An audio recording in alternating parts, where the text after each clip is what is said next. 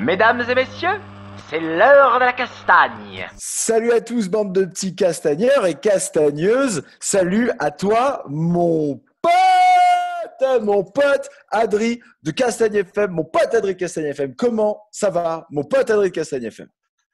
Je pense que s'il reste des auditeurs, ils ont perdu 5% de leur audition. Ah, t'as honte, t'as Non, j'adore. honte de ça, là, mon pote. Mais ça, c'est depuis que Alexandre Campos nous a dit que c'était pas bien de faire ça, qu'il fallait pas. Ben moi, je l'assume. Mon pote Adri de Castagne FM. Alors, aujourd'hui, en plus, on est là à se présenter Castagne FM, Mais on s'en fout. mais finalement, pas vraiment. Pourquoi, mon cher Adri?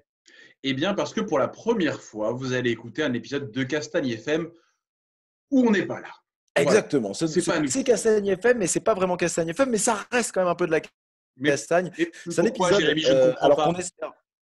Ben, j'y viens, qu'on espère multiples. J'espère qu'il y en aura d'autres. C'est un épisode qui va s'appeler donc un randori avec Vincent Nguyen. Vincent Nguyen va recevoir un invité avec qui ils ont échangé pendant un petit peu plus d'une heure. Et pendant un petit peu plus d'une heure, ils se sont posé des questions en aller-retour, comme ça, un petit peu comme on ferait en randori, en drill. Voilà. On fait ça parce que Castagne FM, ça doit aussi vous appartenir, ça appartient à la communauté. Donc, on s'est dit que c'était une bonne idée de commencer maintenant avec quelqu'un comme Vincent Nguyen. Voilà. On espère que ça vous plaira et que vous allez passer un bon moment. Je pense qu'on a déjà bien assez parlé. Alors, on vous souhaite un bon podcast. N'hésitez pas à nous dire ce que vous en avez pensé. Profitez bien de ce petit randori avec Vincent. Salut les loulous! Salut! Salut à tous. Alors aujourd'hui, on vous accueille pour une émission spéciale. Ce ne sera pas votre Castagne FM de d'habitude, ça va s'appeler le Randori. Je vais être votre présentateur, donc Vincent Nguyen. Et on va avoir un nouvel invité à chaque numéro. Aujourd'hui, c'est Nicolas Hott. Est-ce que Nicolas, tu peux te présenter en quelques mots? Bonsoir Vincent. Donc voilà, Nicolas Hott, je suis directeur de la performance au MMA Factory. Ce qui veut dire que je fais en sorte que les préparations physiques dans leur ensemble, les préparations au combat, préparation physique, nutritionnelle, l'aspect prophylaxie avec les médecins, avec les kinés et l'aspect entraînement avec les entraîneurs se passe bien. Ça, c'est une de mes casquettes. J'ai été combattant professionnel de MMA et en parallèle, je travaille au Krebs Île-de-France dans lequel je suis préparateur physique 2 jours par semaine pour différents pôles de haut niveau. Et 2 jours par semaine, je suis formateur pour les BPGEPS sur la méthodologie de l'entraînement. Ok, super. Alors vous allez voir donc que à chaque numéro du Randori, on va avoir donc un spécialiste dans sa discipline.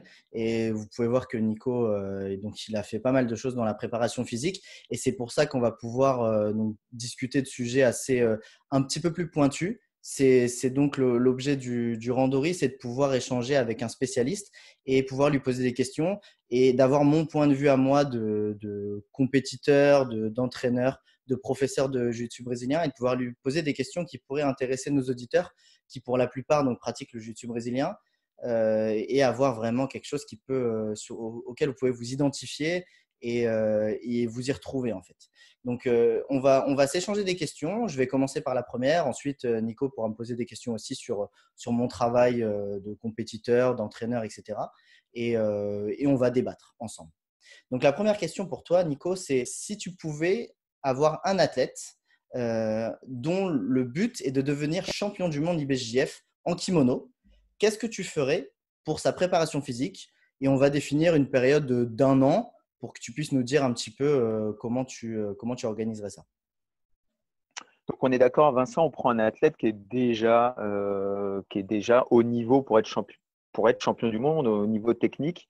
Il a quelques lacunes physiques et on va travailler sur ces lacunes physiques pour qu'il atteigne ce niveau de champion du monde IBJJF, ceinture noire adulte. C'est ça, hein? Voilà, exactement. Toi, tu t'occupes pas du tout de la partie technique. Il a son professeur de jiu-jitsu brésilien, il a ses sparring, il a du monde pour développer la technique.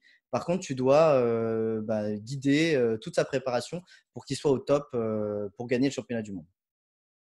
Alors la première chose, et c'est une des grandes problématiques que je vois avec les préparateurs physiques un petit peu partout de par le monde, c'est qu'on a des préparateurs physiques qui viennent dans des disciplines et qui disent, comme ça, ils l'ont décidé de manière un petit peu autonome.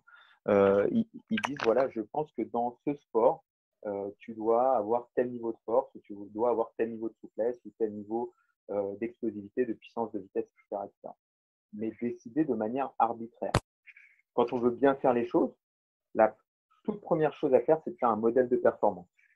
Pour établir ce modèle de performance, je vais prendre, dans l'idéal, il me faut un gros échantillon d'athlètes. Donc, dans l'idéal, je vais prendre quelques athlètes qui sont champions du monde, qui ont déjà fait ce truc-là, quelques athlètes qui sont champions nationaux, et puis ensuite quelques athlètes qui sont au niveau régional. Et puis, je vais leur faire une batterie de tests physiques qui s'apparente à ce qu'on a besoin dans les sports de combat.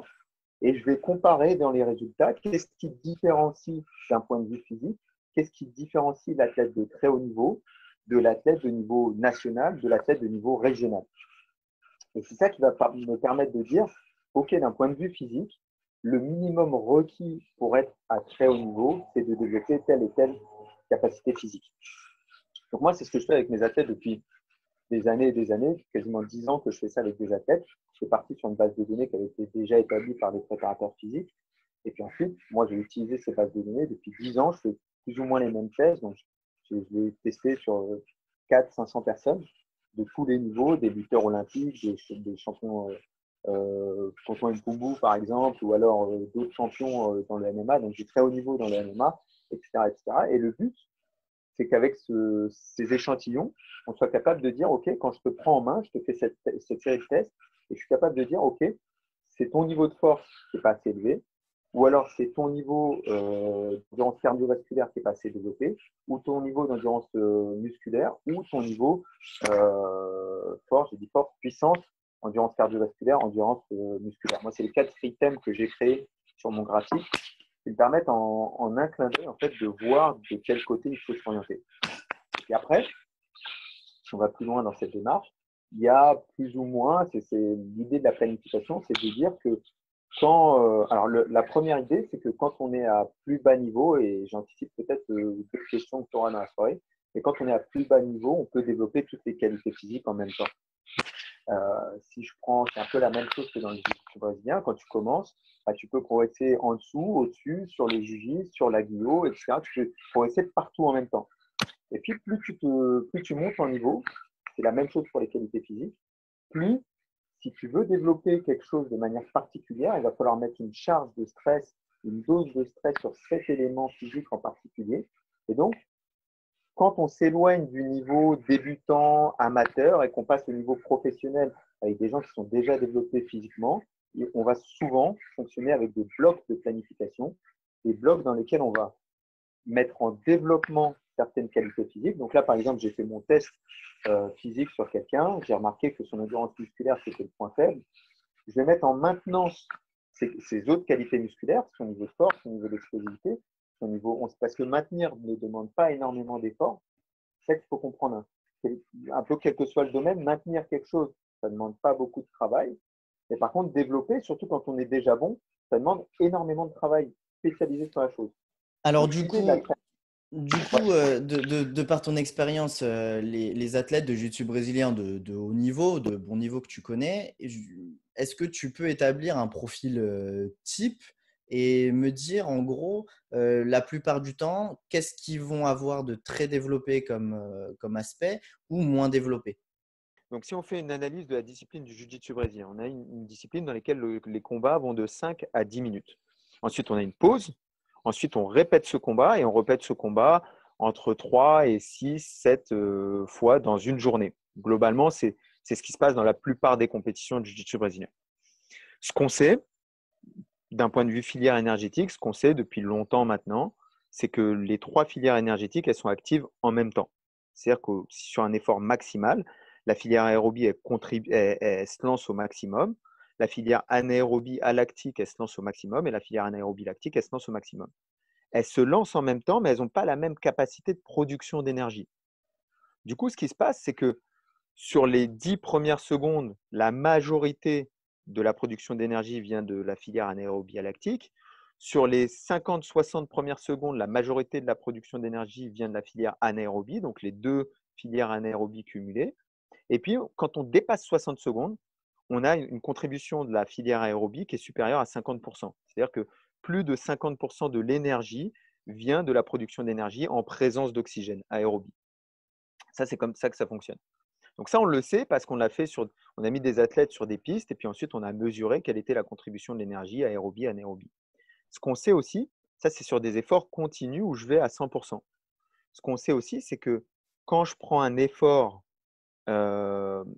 qui est intense, sur lequel j'ai un temps de repos, et je répète cet effort intense, donc ce qu'on appelle en anglais repeated sprint abilities, la capacité à répéter des sprints, c'est ce qu'on voit dans les sports de terrain, c'est ce qu'on voit dans les sports de combat, etc. Plus je répète l'effort, et plus la contribution du système aérobie, elle est importante au fur et à mesure du temps. Donc, c'est-à-dire que sur un effort, peut-être la contribution du système anaérobie est assez importante. Au deuxième effort, elle devient un peu moins importante. Au troisième effort, encore moins. Et plus je répète cet effort, et plus la contribution du système aérobie est importante. Donc, la première chose qu'on doit savoir, c'est que le développement du système aérobie pour un combattant, quelle que soit sa discipline, mais encore plus pour des disciplines aussi longues que le jiu-jitsu brésilien, il est extrêmement important. Première chose. Deuxième chose, on va regarder d'un point de vue neuromusculaire.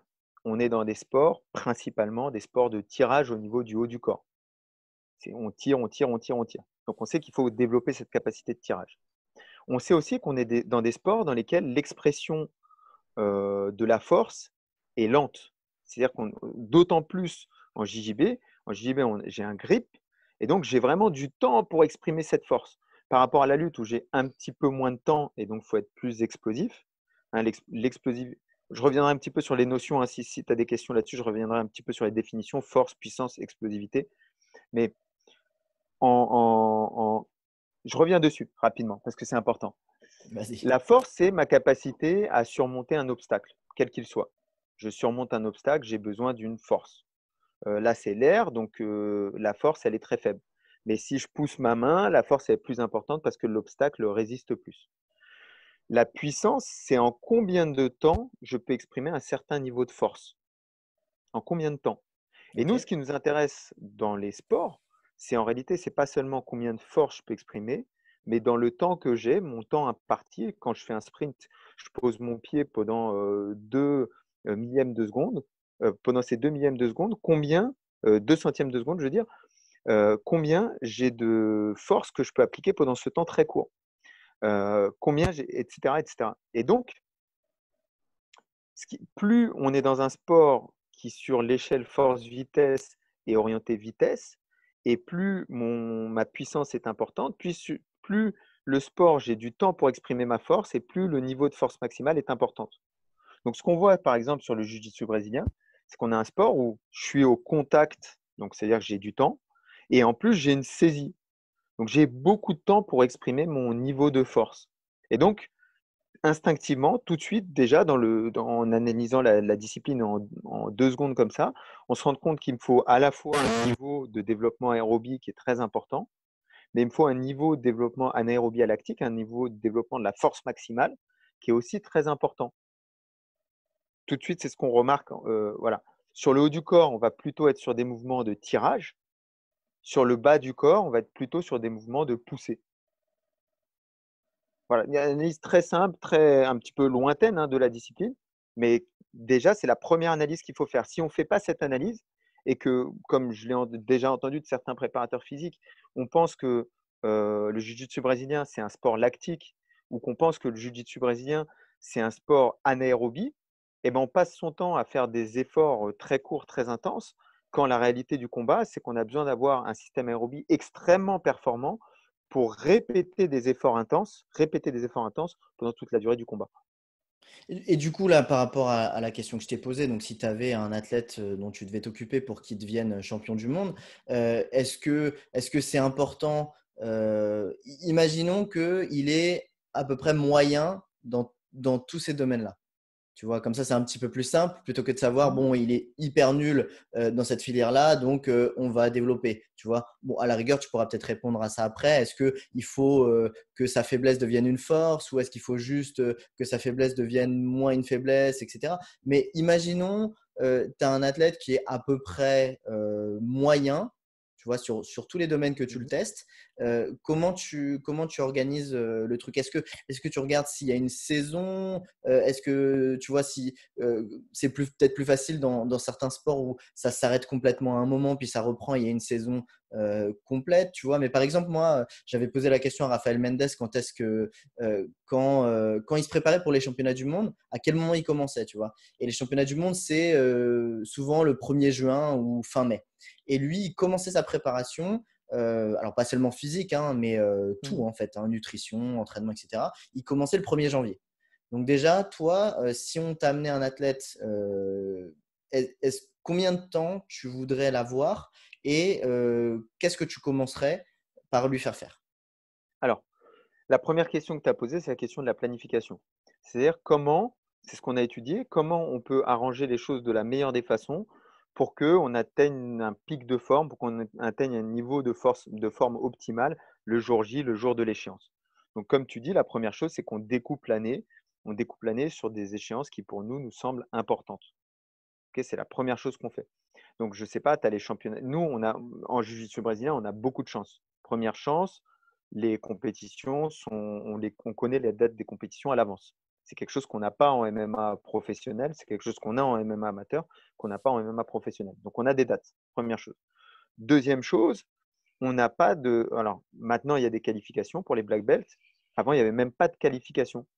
C'est-à-dire que tu peux vraiment faire en sorte d'être très bon ce jour-là, mais ce n'est pas comme j'ai des judokas que j'entraîne pour les Jeux Olympiques. Ils doivent être bons pendant la sélection, suffisamment bons pour marquer les points, et puis ils doivent être bons ensuite aux JO. Donc, c'est beaucoup plus compliqué. Là, on a une saison où, OK, tu as quelques échéances importantes, mais tu as surtout ton échéance importante que tu m'as dit là, c'est les championnats du monde. Donc ça, c'est la première chose qu'on doit définir ensemble, c'est quelle est l'échéance importante cette année ou quelles sont les 2-3 échéances les plus importantes, celles qui sont un petit peu moins et celles qui ne sont pas importantes du tout. Et comme ça Oui, nous permet de dire, OK, disons assez simplement, tu vois, pour un athlète de jiu-jitsu brésilien, souvent, les échéances majeures, si on parle juste du circuit BJF, hein, ouais, je simplifie parce que sinon c'est trop compliqué avec toutes les oui, oui, fédérations, mais si on parle juste du circuit BJF, imaginons l'athlète, c'est 3 échéances, c'est le championnat d'Europe de Lisbonne, les Panames en Californie, les championnats d'Europe de Lisbonne fin janvier, les Panames fin mars ou mi-mars, et le mondial fin mai, début juin. c'est très bien. C'est très bien. Du coup, on sait, là, d'après ce que tu dis, tout de suite, on sait qu'on a 3 pics de forme, mais que ces 3 pics de forme, ils sont regroupés quand même dans 6 mois. Donc, on sait déjà instinctivement, tu me dis le championnat du monde est en juin, c'est ça? Ouais, fin mai, début juin, ouais. Fin mai, début juin. On sait instinctivement que juin, juillet, août, celui qui se fait un programme super intense, super épuisant physiquement à cette période-là de l'année, stratégiquement parlant, ce n'est pas intelligent. Parce que juin, juillet, août, septembre, octobre, ce n'est pas là où il doit avoir son pic de forme. Il doit avoir son premier pic de forme à Lisbonne en janvier. Il doit avoir son deuxième pic de forme aux alentours de mars. Et puis ensuite, fin mai, début juin, c'est là qu'il doit performer le plus parce qu'il veut être champion du monde. Première chose. Deuxième chose, comment on va organiser les qualités physiques de façon à ce que le jour du combat, on soit le mieux possible. On va parler d'un point de vue neuromusculaire. Okay, d'un point de vue neuromusculaire, on va vouloir développer dans un premier temps la force. Okay, Ok. la force, c'est 2 facteurs. C'est combien j'ai de masse musculaire, ce qu'on appelle l'hypertrophie.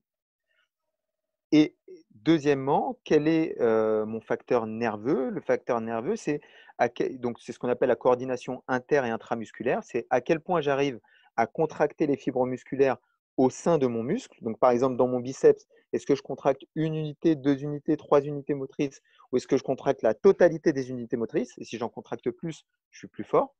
Okay, et ensuite, la coordination intermusculaire, c'est-à-dire que je fais, souvent je donne l'exemple du coup de poing. Tu me poseras la question peut-être sur un exercice de JB, mais je fais un coup de poing. Est-ce que je fais juste mon coup de poing avec mon triceps ou est-ce que quand je fais mon coup de poing, j'inclus mon mollet, mon ischio, mon fessier, mon grand dorsal, etc., etc. Et donc ça, c'est la coordination entre les différents muscles.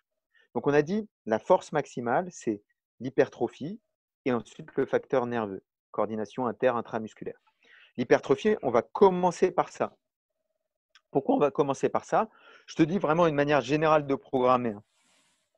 De manière générale, on va commencer par programmer par ça parce que un certain niveau de sollicitation de force, c'est ce qui va suivre après l'hypertrophie, on va faire de la force max, le facteur nerveux, va permettre de garder le niveau d'hypertrophie. Et quand on va passer de la force à la puissance, le niveau de puissance, le travail en puissance va permettre de garder, de maintenir le niveau de force. Tu vois, donc on va transférer à chaque fois, on va travailler autre chose, mais la nouvelle chose qu'on va travailler va permettre de garder les qualités acquises précédemment. C'est l'idée de la planification, hein. C'est pas de faire quelque chose et puis je fais plus du tout, c'est de faire quelque chose, puis ensuite de faire un travail qui complémente et puis qui permet de maintenir la qualité qui était là avant. Ok, Donc pour répondre, donc quand ta saison elle se termine ou donc quand elle commence ou en saison off, on va dire, ouais, juin, juillet, août, où voilà, il n'y a pas de compétition, etc., tu vas faire du développement de la masse musculaire. Euh, exactement. C'est le moment, c'est le moment où non seulement on est sur de l'hypertrophie, mais en plus d'être sur de l'hypertrophie, c'est le moment où bah, je peux sortir mon jeu numéro 3, numéro 4. Je suis plus dans le moment où je dois sortir mon meilleur jeu.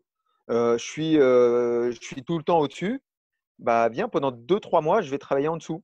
Ou je vais travailler ce truc que j'arrive jamais à faire. C'est le moment où on peut être vraiment nul, entre guillemets.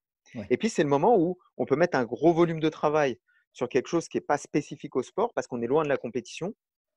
Et pour l'hypertrophie, on a besoin d'énergie, on a besoin de récupération pour faire grossir le muscle. On a besoin peut-être de prendre du poids parce que le meilleur régime pour prendre du muscle, c'est être en régime hypercalorique. Donc avoir un apport calorique qui est supérieur à ta dépense calorique.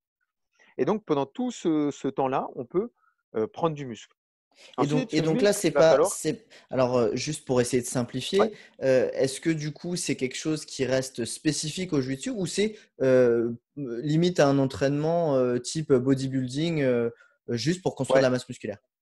Alors sur l'hypertrophie, tu n'as pas nécessairement besoin que ce soit spécifique au jiu-jitsu brésilien.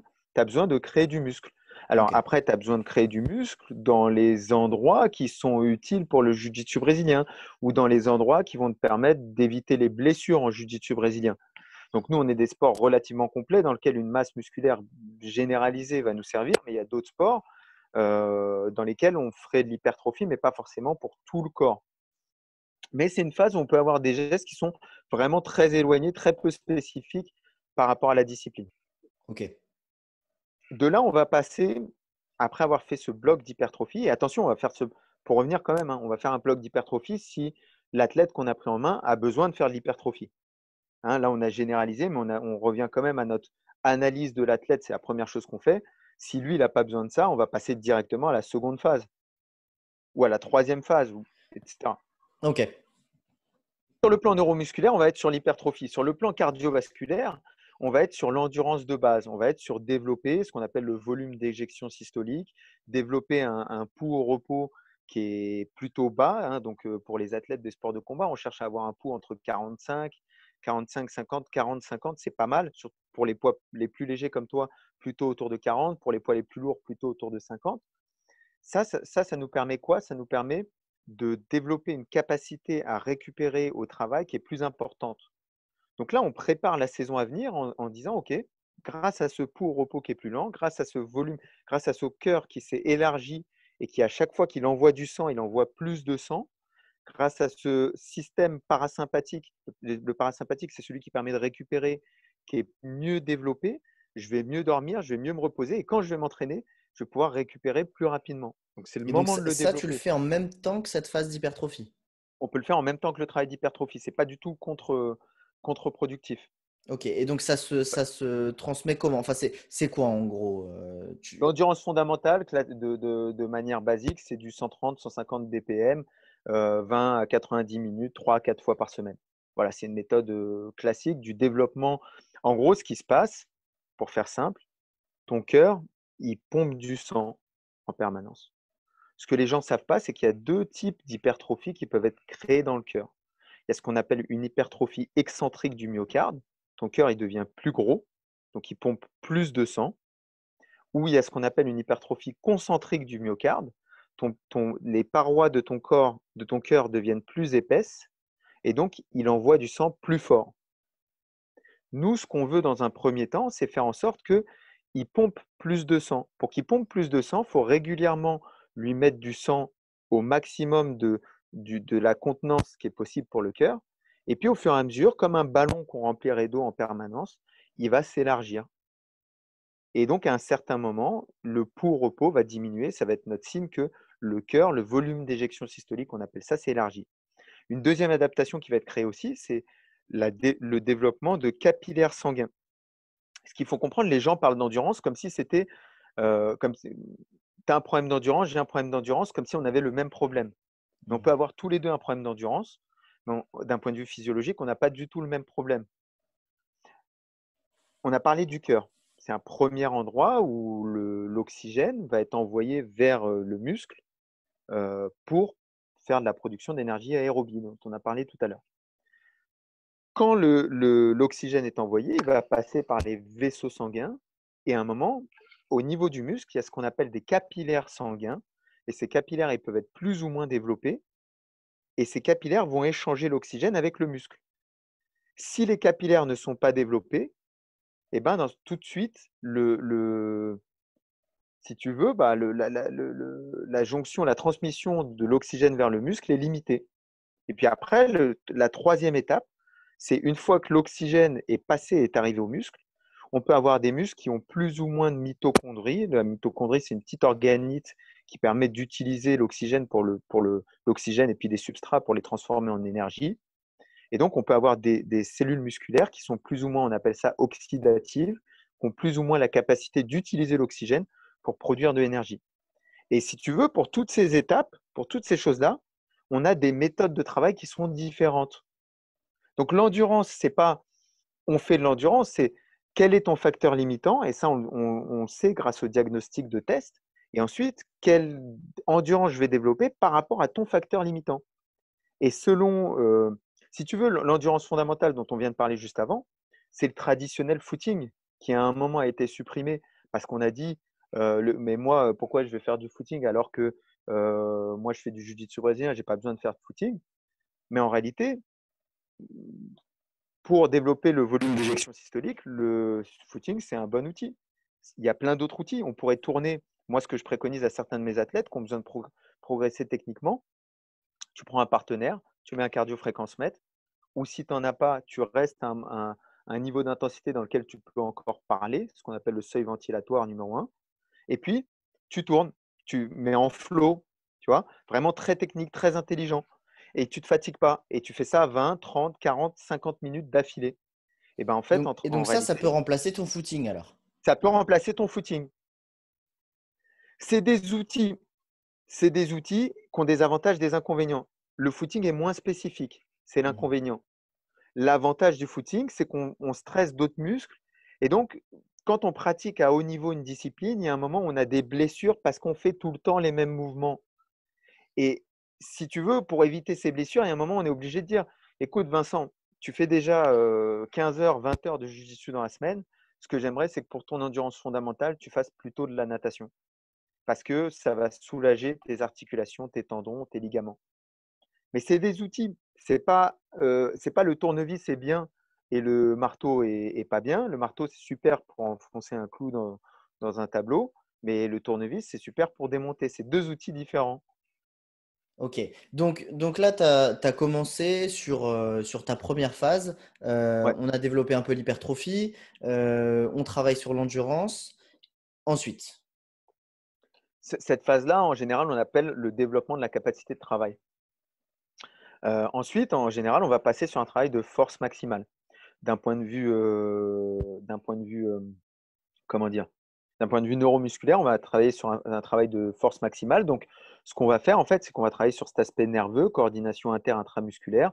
On va descendre le nombre de répétitions. On va utiliser plutôt des exercices polyarticulaires, squat, soulevé de terre, développé couché, épaulé, arraché, etc., sur lesquels on va mettre des charges assez importante, plutôt au-dessus de 85%. On va laisser un temps de repos qui va être plus important aussi entre les séries. Et puis, on va faire 1 à 5 répétitions. C'est un travail classique de développement de la force maximale. Et, Là, et c'est un ce truc. travail-là, il doit durer combien de temps? Alors là, c'est vraiment les cycles de travail qu'on va faire, ils vont durer entre 3 et 6 semaines. Ça va dépendre des personnes, ça va dépendre de pas mal de choses. Mais en général, un cycle va durer entre 3 et 6 semaines, avec peut-être, si on dure 6 semaines, peut-être une semaine de décharge en amont, ou peut-être d'abord une augmentation du volume, avant d'augmenter la capacité. On rentre sur des données pratico-pratiques un petit peu plus compliquées. Un point important qui peut intéresser les auditeurs, j'entends beaucoup de personnes qui se chamaillent sur est-ce que je fais 3 reps, est-ce que je fais 4 reps ou est-ce que je fais 5 reps sur du développement de la force maximale. On s'en fout. C'est-à-dire qu'il n'y a pas d'études, il n'y a pas de personne qui est capable de dire 3 reps c'est génial et 5 reps c'est nul. Si tu es à 5 reps, tu vas être plutôt vers les 85% ou 80%. Si tu es sur 3 reps, tu vas être plutôt vers 90% de ta force maximale. Mais à partir du moment où tu mets une charge qui est de plus en plus lourde sur des mouvements polyarticulaires, sur lesquels tu laisses un temps de repos suffisant, et ça, c'est notre problème dans les sports de combat, c'est que quand tu dis à quelqu'un, tu vas faire 3 répétitions, tu vas laisser 3, 4, 5 minutes de repos, puis tu vas refaire 3 répétitions, ça ne nous plaît pas. Ce n'est pas des choses qu'on aime particulièrement. Donc, bien laisser le temps de repos, faire attention parce que c'est une phase dans laquelle, encore une fois, d'un point de vue ostéotendineux, on va être plus fragile parce qu'on met des charges lourdes sur notre corps, sur notre système ostéotendineux, les tendons, les ligaments. Donc, il va falloir être un petit peu plus vigilant dans la pratique, peut-être faire une pratique un petit peu plus douce, un petit peu plus cool. Et puis ensuite, après, donc ça, c'est d'un point de vue neuromusculaire. D'un point de vue cardiovasculaire, puisqu'on a développé le volume d'éjection systolique, puisqu'on a développé l'endurance de base, on va pouvoir commencer à travailler sur des exercices un petit peu plus intenses. Et donc, pour augmenter l'intensité, traditionnellement, ce qui se fait, c'est qu'on va fractionner l'effort. On va faire de l'intermittent, de l'intervalle, du fractionné. Tout ça, c'est plus ou moins les mêmes termes pour dire on va accélérer, récupérer, accélérer, récupérer, accélérer, récupérer. Ok, donc ce travail-là, on est toujours à distance de nos échéances. On est à distance, mais on commence à se rapprocher. Ok, donc est-ce que jusqu'à quelle distance tu peux être est-ce que tu peux travailler la force, par exemple, jusqu'à 2 semaines avant une compétition? À quel moment tu dois t'arrêter? Traditionnellement, le fight camp, il dure 8 semaines. Pourquoi 8 semaines? Parce que 8 semaines, c'est un temps dans lequel tu peux créer des bonnes adaptations. Mais en parallèle, 8 semaines, c'est pas trop long non plus. Une des erreurs classiques de la préparation sur des grosses échéances, c'est les gens qui commencent la préparation trop tôt, qui sont en forme, et puis au final, 2, 3 semaines avant la compétition, ils sont plus en forme. Et ils régressent, et non seulement c'est pas bon d'un point de vue des qualités physiques, mais c'est pas bon aussi d'un point de vue des qualités mentales, psychiques, parce que la confiance, elle en prend un coup quand je vois que sur les dernières semaines d'entraînement, je suis de moins en moins performant. Donc, quelque chose d'assez judicieux, c'est de faire entre 6 et 8 semaines comme temps de préparation pour un gros fight camp. Donc, 8 semaines avant Lisbonne, je commence mon fight camp, par exemple. Ok. Sur la première partie du fight camp, je peux encore avoir de la force maximale. Et ça, c'est quelque chose qui va dépendre des athlètes, parce qu'il y a des athlètes, par exemple, je donne un exemple très concret, j'entraîne Lucas Diallo qui se prépare pour les Jeux Olympiques des judo, qui se préparait parce que ça a été reporté. Et lui, c'est quelqu'un qui a besoin de se sentir fort avant les combats. Donc, on fait régulièrement ce qu'on appelle des rappels de force. On ne fait pas des cycles du développement de la force maximale, mais on fait des rappels de force. C'est-à-dire que, comme on disait tout à l'heure, entretenir la force, ce n'est pas très compliqué. Et donc, une petite séance de force par semaine nous suffit à maintenir son niveau de force maximale. Et attention, on ne fait pas qu'une séance de force. On fait une séance de force et peut-être 2 séances de puissance. Et les 2 séances de puissance plus la séance de force vont nous servir vont nous suffire pour maintenir son niveau de force maximale. Donc, jusqu'à 3-4 semaines avant le combat, on peut encore utiliser des méthodes comme le développement de la force maximale, même un petit peu plus près. Moi, je coupe tout ce qui est non spécifique, pour revenir à ta question, tout ce qui est non spécifique, 2 semaines avant, j'arrête 2 à 3 semaines avant, j'arrête tout ce qui est non spécifique. Ok. Donc après, tu passes à une fois qu'on a fait cette phase de développement de la force maximale, Sur quoi tu vas te La concentrer? puissance. Il y a plein de méthodes de développement de la puissance. Il y a le statodynamique, il y a la pliométrie, il y a la méthode triphasique, il y a le French contrast. Il y a plein de méthodes. Maintenant, à chacun d'utiliser les outils qu'il maîtrise le mieux, qui sont les plus appropriés à son athlète par rapport à son niveau, etc. etc. Et on reviendra un petit peu sur cette notion de quelle méthode on utilise à quel moment. On reviendra un petit peu plus tard sur ta prochaine question, a priori. C'est quelque chose qui t'intéressera. Mais il va falloir que je développe la puissance. Donc la puissance, c'est, on n'est plus sur combien je peux soulever au squat, pour faire très simple pour les gens. On n'est plus sur combien je peux soulever au squat, mais en combien de temps je peux exprimer le plus de force possible. C'est ça qui nous intéresse. En combien de temps je peux exprimer beaucoup de force. Et donc, on va transférer la force sur cette notion-là, la notion de puissance. D'un point de vue de l'endurance, on va commencer à s'orienter vers l'endurance musculaire. Et donc, pour les deux qualités, neuromusculaires et cardiovasculaires, on va s'orienter vers quelque chose de plus en plus spécifique. C'est-à-dire que là où tu m'as posé la question tout à l'heure sur l'hypertrophie, on pouvait être très peu spécifique. Sur l'endurance de base, on pouvait être très peu spécifique. Là, il nous faut être beaucoup, beaucoup, beaucoup plus spécifique à notre discipline. Donc, peut-être qu'en jiu-jitsu brésilien, là, je vais utiliser pas mal d'exercices sur lesquels je vais faire de l'isométrie. Je vais faire du statodynamique parce que c'est ce qu'on a en fait, phase d'isométrie, puis ensuite phase d'explosivité, statodynamique. Donc, est-ce que tu peux me donner un ou deux exemples par exemple, qu'est-ce que ça peut être comme exercice?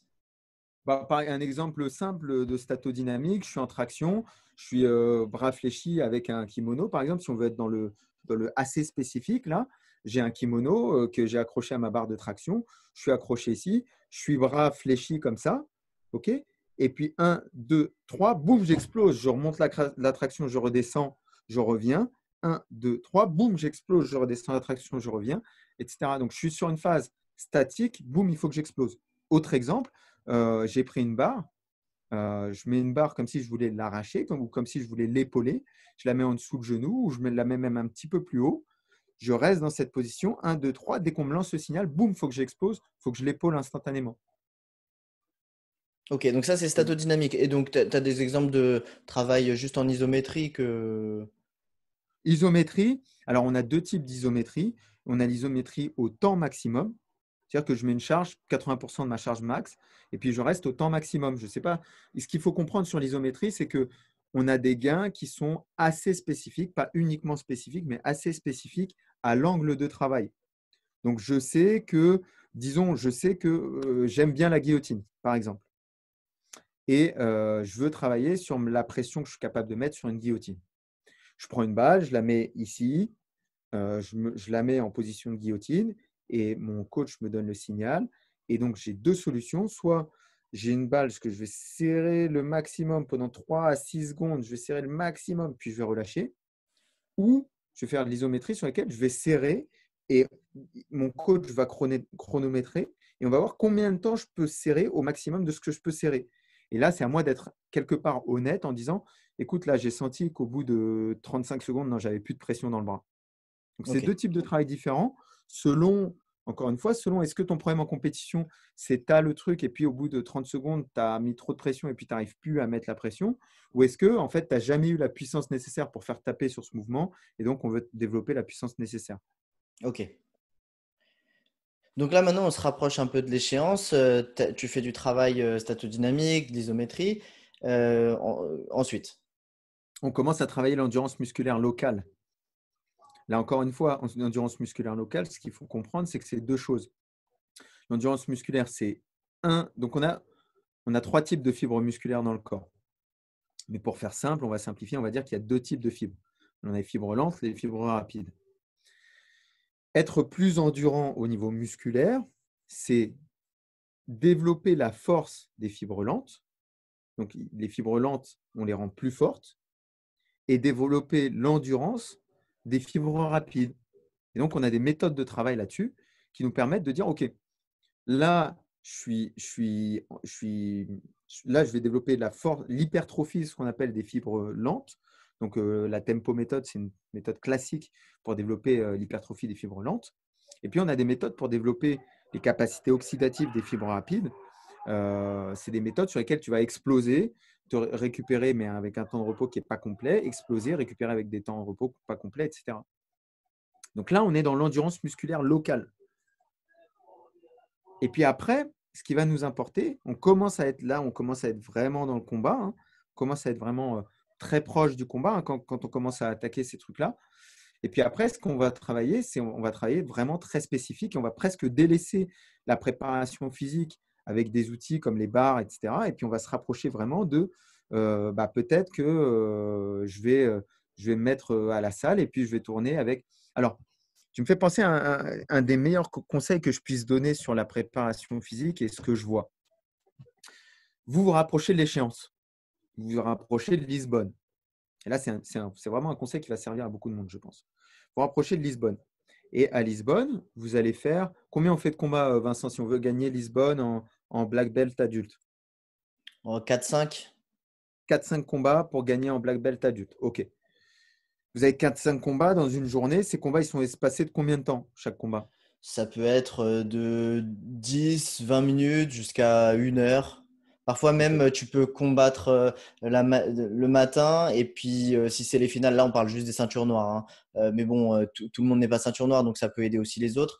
Pour les ceintures noires, ils combattent l'après-midi pour la finale, donc ils ont pas mal de temps pour récupérer. Mais sinon, une ceinture bleue en moins de 76, par exemple, il va avoir 7 ou 8 combats et des fois, il va les enchaîner tous les 6 minutes. Et parfois, il va avoir 20-30 minutes de récupération. Très bien. Disons même 6 minutes. Ce qu'on fait dans les salles, c'est quoi? On arrive à la salle, on est à 2-3 semaines de Lisbonne et je mets le chrono. Je fais un fight de X temps, 5, 6, 7 minutes. Je prends 1 minute de repos et je repars pour le fight. Ma grande question, c'est pourquoi? Pourquoi, au lieu de faire ça, on ne fait pas j'ai fait un fight de 6 minutes, 7 minutes, le temps de mon combat, pas plus de temps que mon combat, le temps de mon combat, parce qu'on est proche, on est proche de l'échéance. Et courir un 400 mètres, ce n'est pas courir un 1500 mètres. Okay, le coureur de 400 mètres, à 3 semaines de son échéance, il n'est pas en train de faire des 1500 en se disant si j'arrive à faire 1500, le 400 mètres, ce sera facile. Parce que ce n'est pas le même rythme, ce n'est pas la même intensité. Donc, on fait le temps de son combat. Et puis, quand on a fini, on prend un long temps de repos. Peut-être qu'on laisse passer un randori. Et au prochain randori, on reprend quelqu'un. Mais par contre, au lieu de faire plein de randori à une intensité moyenne, on fait peu de randori à l'intensité du jour du combat. Mmh. Si maintenant, on est dans une salle où toi, Vincent, et tes ceintures noires, et tu n'as pas de ceintures noires qui sont venues pour t'aider, pour te préparer pour Lisbonne, et c'est compliqué. Et tu veux quand même mettre le rythme de Lisbonne. On fait des techniques qu'on utilise depuis très longtemps. J'ai un match de 10 minutes. Je fais 3 minutes avec une violette, 3 minutes avec une autre violette, 3 minutes avec une autre violette. J'ai fait mes 9 ou 10 minutes. Je prends mon temps de repos, un temps de repos complet, 10-20 minutes, le temps que j'aurai à Lisbonne, et je repars pour la même chose. Mais c'est une grosse erreur qu'on fait dans les sports de combat de vouloir faire plus en disant je fais plus, ce qui veut dire que le jour du combat, je serai moins fatigué. Non, je serai peut-être plus fatigué le jour du combat parce que je me suis habitué à être un rythme de, si on parlait de course, je me suis habitué à être un rythme de 15 km/h, mais le rythme imposé en combat, c'est 20 km/h. Après, il y a aussi une raison, hein. Après, c'est pas pour trouver des excuses. Et au contraire, je pense que c'est intéressant de savoir ça. Mais l'une des raisons pour laquelle c'est fait comme ça dans les clubs, c'est aussi que c'est très rare de voir un club, ou ça n'existe pas, un club où il y a que des gens qui vont faire la compétition. Donc, tu viens à ton entraînement le mardi soir, tu as 3 compétiteurs qui vont faire Lisbonne et tu as 25 personnes qui viennent pour s'entraîner, tu vois. Donc, tu vas organiser ton entraînement pour le collectif et pas pour 3 personnes sur 28, tu vois. Donc, forcément, après, tu as fait tes échauffements, tes techniques, ton enseignement, etc. Après, il reste, je sais pas, 40 minutes de randonnée. Si des athlètes qui se préparent pour Lisbonne, ils font que 2 combats, tu vois, ils se sentent comme s'ils n'avaient pas, tu vois ce que je veux dire? Du coup, l'entraînement, il n'est pas organisé pour le compétiteur. Après, ça n'a rien à voir avec la question que je t'ai posée, puisque là, on parle de vraiment quelqu'un qui a pour objectif d'être champion. Mais c'est vrai que c'est aussi, je pense, une des raisons pour laquelle on voit les gens faire ça dans leur académie. Mais je discutais avec Thomas, j'étais avec Thomas en podcast hier, et on parlait d'Athos. A priori, ce qu'ils me disaient, même sur Atos, les mecs, ils arrivent et puis ils font leurs 6 minutes à fond avant la DCC, leurs 5 ou 10 minutes à fond. Puis ils laissent un temps de repos de 1 ou 2 minutes et ils repartent pour 10 minutes à fond. C'est-à-dire que même à ce très haut niveau où on pourrait, en fait, on pourrait largement individualiser, on pourrait même, si on voulait vraiment professionnaliser la chose, on pourrait même imaginer des routines entre combats pour optimiser la récupération du grip, la récupération en faisant circuler le sang, etc. Et ensuite repartir. On pourrait simuler ça sur les entraînements des professionnels, je parle, hein, bien sûr. Mais même si on est dans un club amateur en France, pour les plus compétitifs qui préparent leur compétition, sauter un tour. Sauter un tour. Et je discutais avec Charline Van Snick, qui est très haut niveau en judo, etc. Elle me disait instinctivement, c'est des choses qu'elle fait. Instinctivement, elle va venir à la salle, elle va faire son gros sparring bien intense, elle va laisser un randonnée de repos, puis elle va refaire un autre sparring bien intense. Donc, il y a pas mal de champions qui l'ont déjà compris, ça. Mais c'est une des erreurs classiques des sports de combat. Oui, on a toujours envie d'en faire plus. On se dit, Plus. ouais, si je me repose, je suis feignant. Tu vois, on a tout de suite ce genre de réflexion. Et puis tu te dis, bah, comme tu as dit tout à l'heure, hein, si je peux en faire 10, bah, je peux en faire 2, tu vois. Ce qui a rien à voir, évidemment, parce que c'est pas la même intensité, c'est pas le même rythme.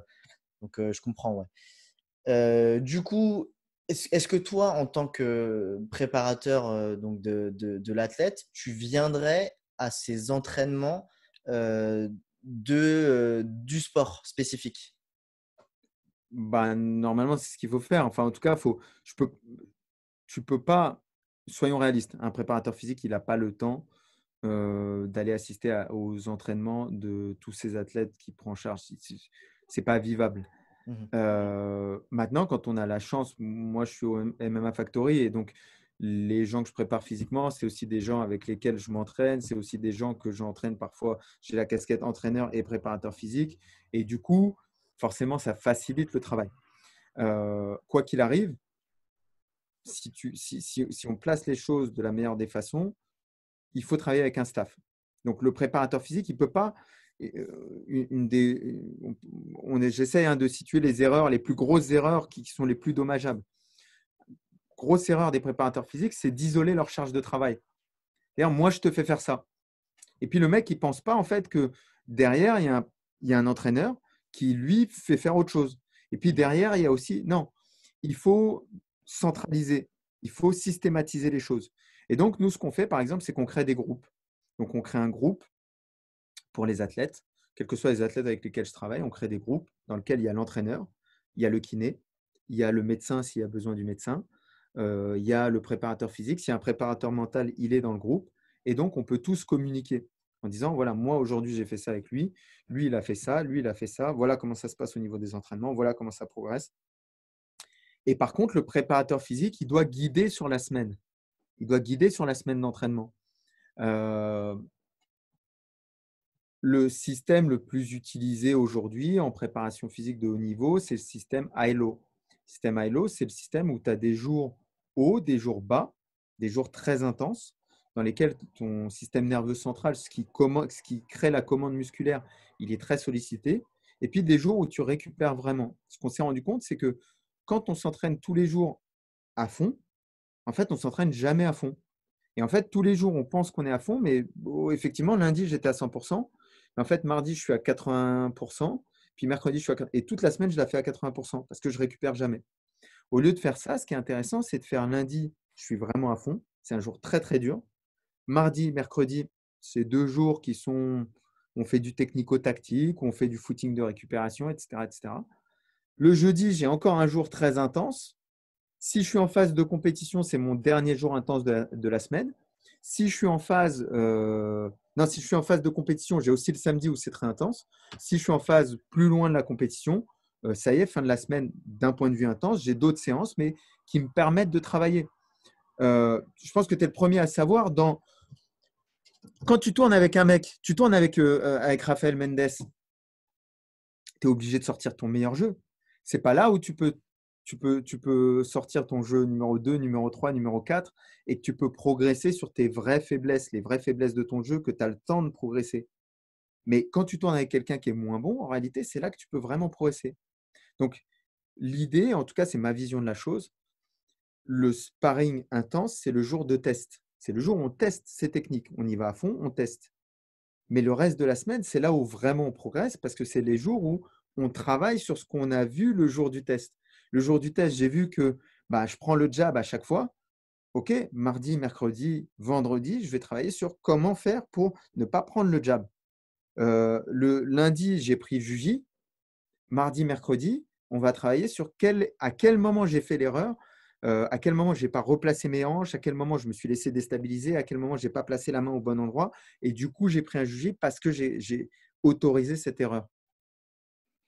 Et donc là, t'en es où là dans la préparation de ton athlète? On en est presque à l'échéance.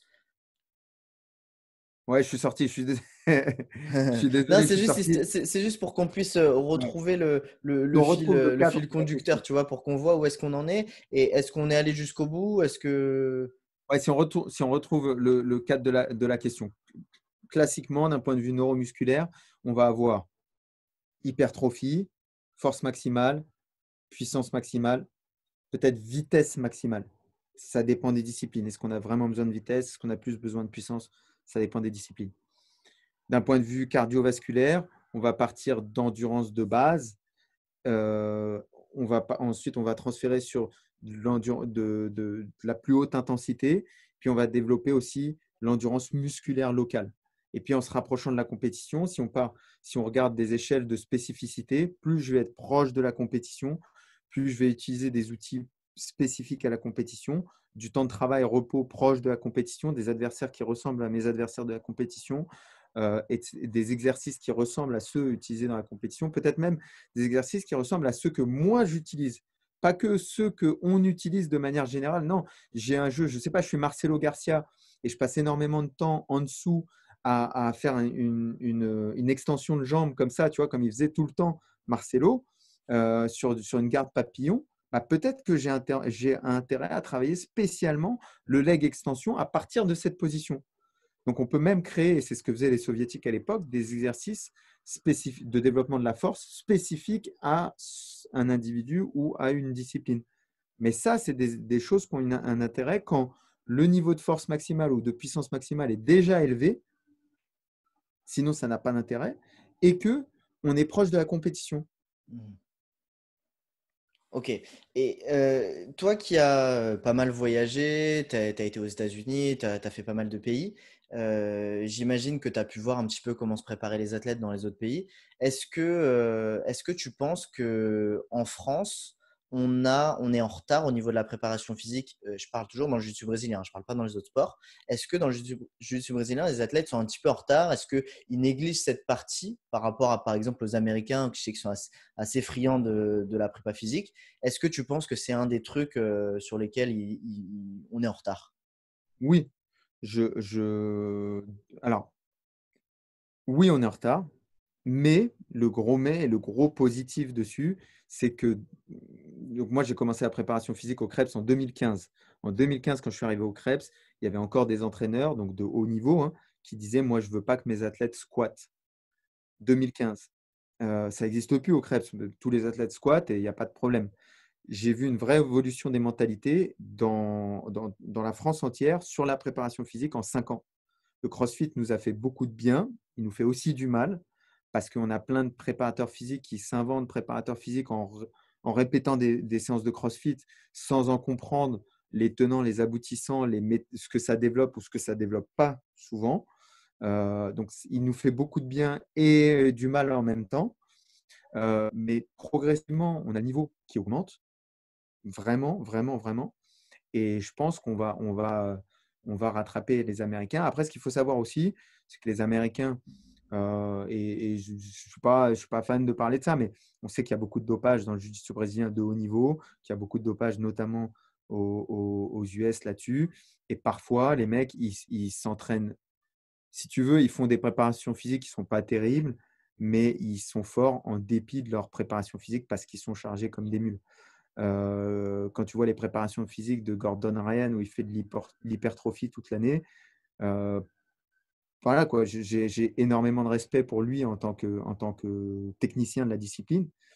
Mais ces programmes de préparation physique, que ce soit lui ou que ce soit Tom DeBlass avec de l'intermittent fasting qui vend comme le remède miracle, etc.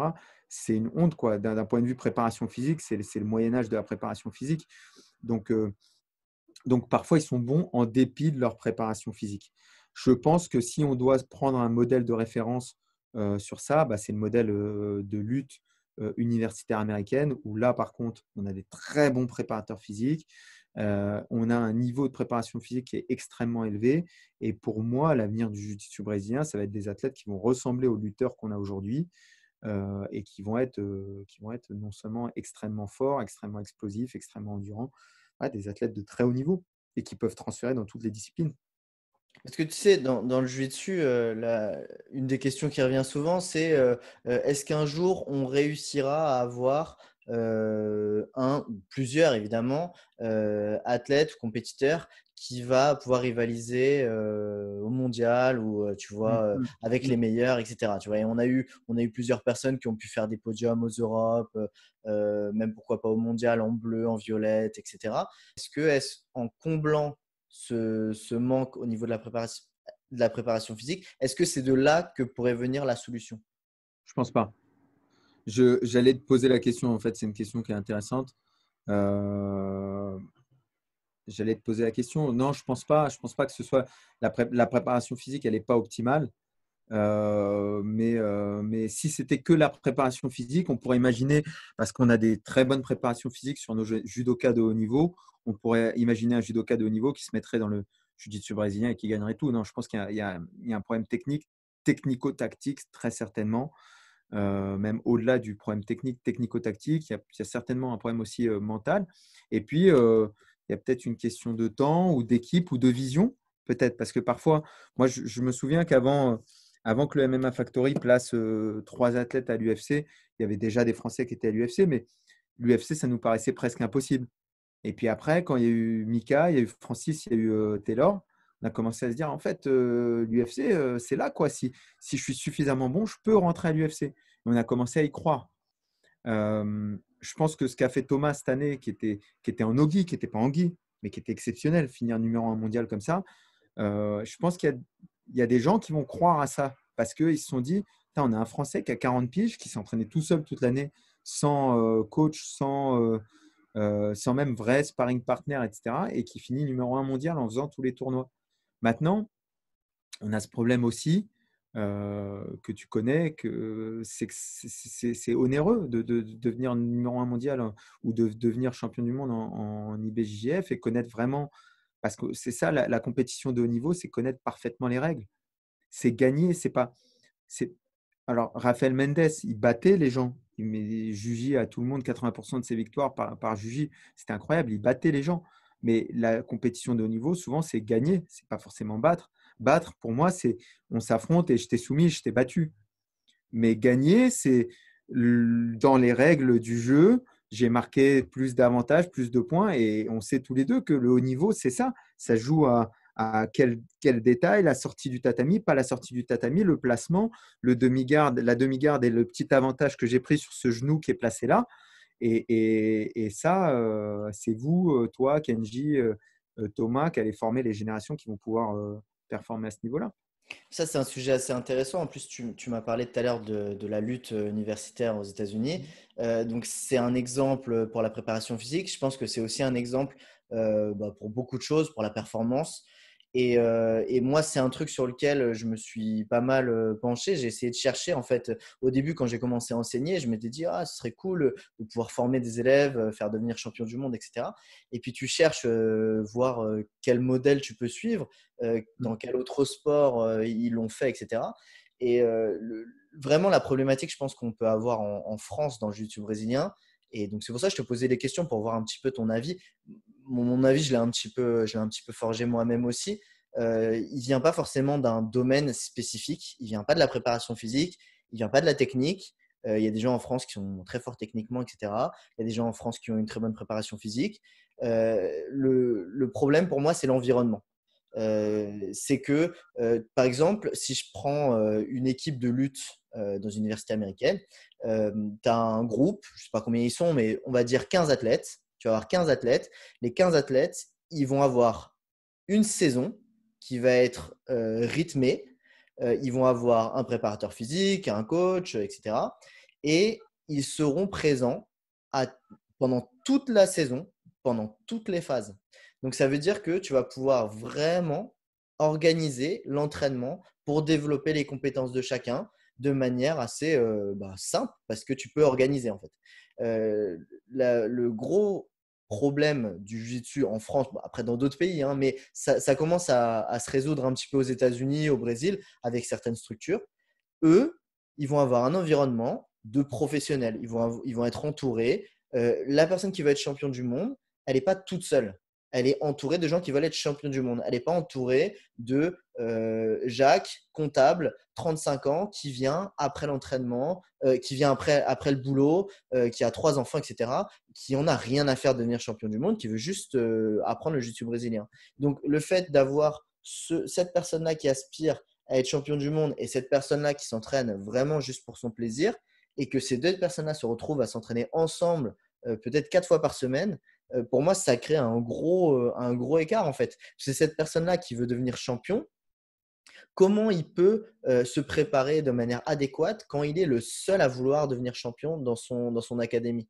Et moi, je l'ai vu dans certaines équipes où ce n'était pas forcément le meilleur prof ou voilà, les meilleures conditions techniques, mais par contre, ils étaient plusieurs à vouloir être champion du monde. Et donc, ils avaient cette motivation qui se transmettait et ils avaient tout organisé leur emploi du temps sur le fait d'être champion. Et je pense que ça, c'est un des facteurs numéro 1 qui nous manque en France. Parce que pour plein de facteurs différents, hein, le fait que les clubs soient mélangés, loisirs, professionnels, etc. Le fait que les gens en France, ils arrivent à un âge assez avancé dans le jiu-jitsu. C'est rare, enfin maintenant ça se fait de plus en plus, mais il n'y a pas beaucoup de gens qui ont commencé, je sais pas, à 10 ans le jiu-jitsu brésilien. Tu vois, il y en a peu, il y en a de plus en plus, mais il y en a peu. Et donc, c'est normal que quand tu commences une discipline à 25 ans, tu ne vas pas forcément aspirer à devenir champion du monde, à être le meilleur de cette discipline qui ait jamais existé alors que tu as commencé à 25 ans. Tu vois. Donc, je pense que souvent, on a ce problème d'arriver dans ce sport et de se dire ah oui, ben, j'ai tourné avec un tel, peut-être que je pourrais le battre, etc. Mais en fait, je n'ai pas le temps de développement nécessaire pour pouvoir arriver à ce niveau-là. Tu vois ce que je veux dire? Ouais, ouais.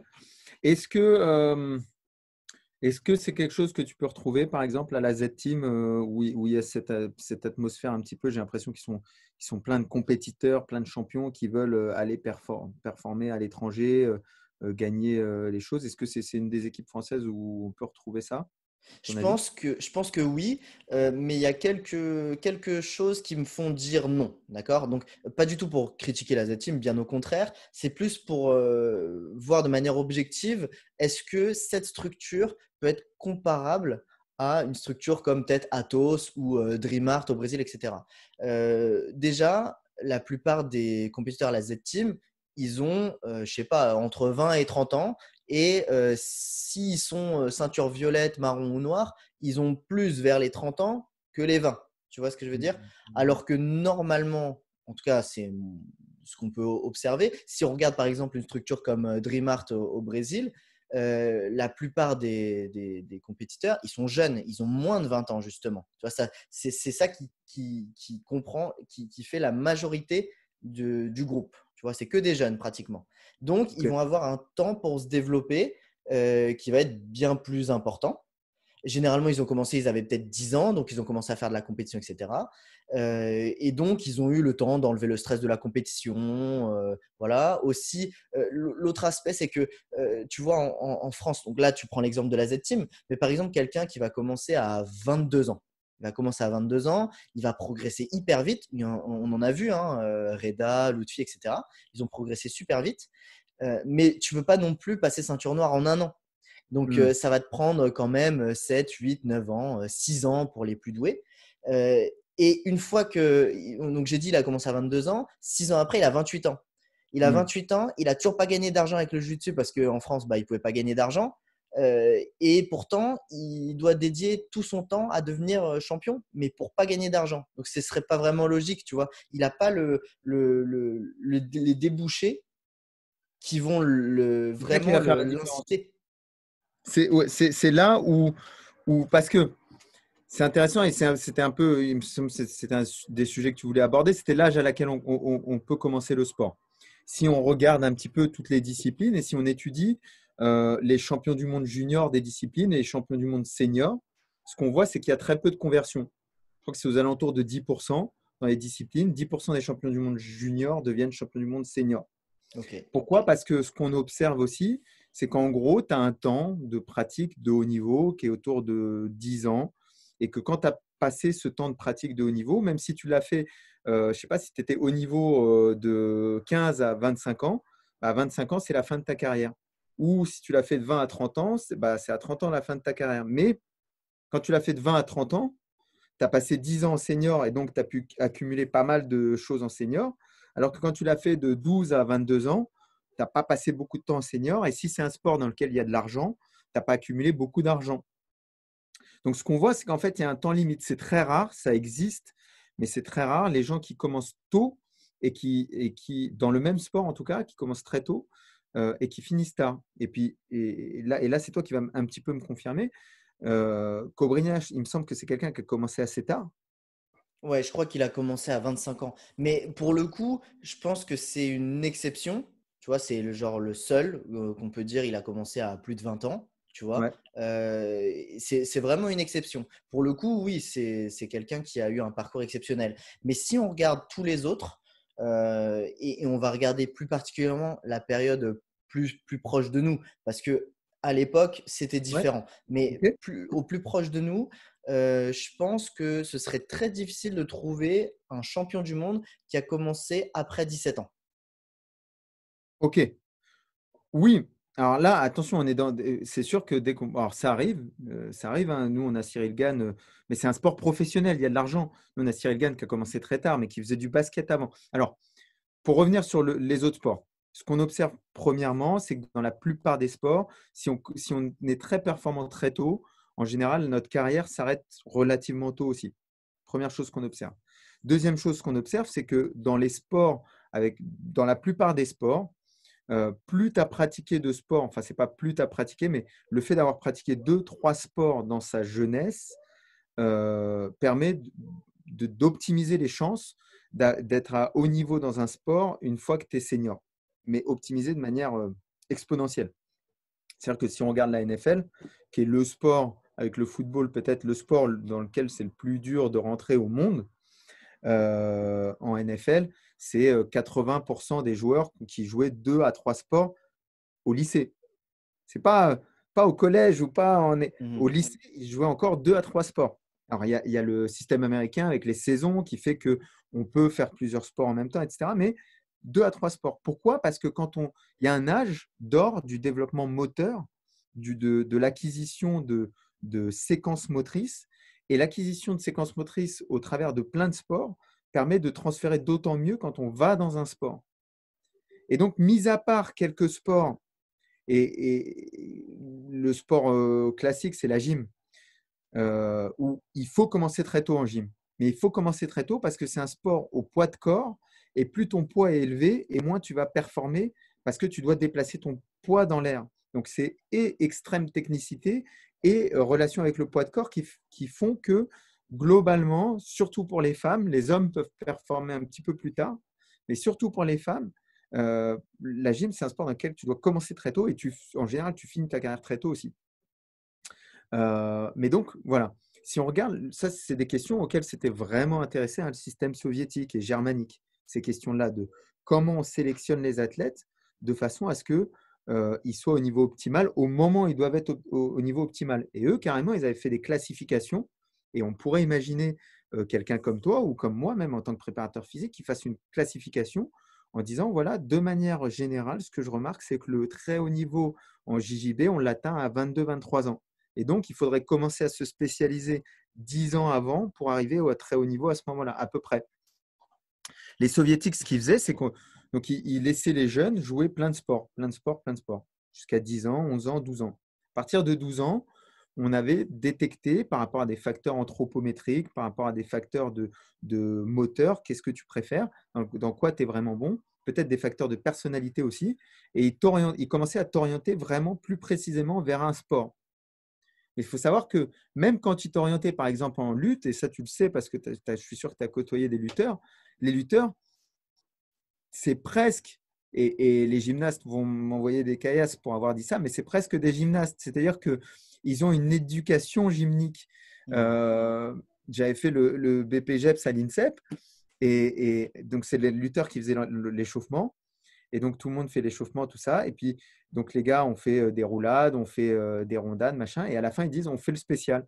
Et donc, leur spécial, c'est le mec qui fait rondade, salto arrière. L'autre, il fait rondade, flip, double, enfin, salto ouvrier, etc. Donc, les mecs, ils ne sont pas gymnastes, mais ils ont un développement gymnique qui est vraiment pas mal pour des mecs pour lesquels ce n'est pas du tout leur sport.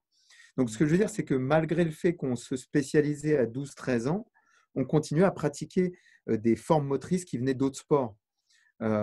Et donc, quand bien même en JJB, on détermine que l'âge, c'est 13 ans où il faut commencer à pratiquer sérieusement le JJB. Je crois que c'est le cas de Nico Régnier qui a commencé vers 12 ans, il me semble. C'est le cas de Mohamed Bayo qui a commencé assez jeune aussi. Je ne sais pas quel âge précisément. Mais quoi qu'il arrive, on a intérêt à ne pas s'arrêter à ce sport. Et nous, en France, souvent, malheureusement, on a ce truc où tu fais un sport. C'est pas tu fais 2 sports, 3 sports, et c'est encore moins tu fais 2 sports, 3 sports de manière compétitive.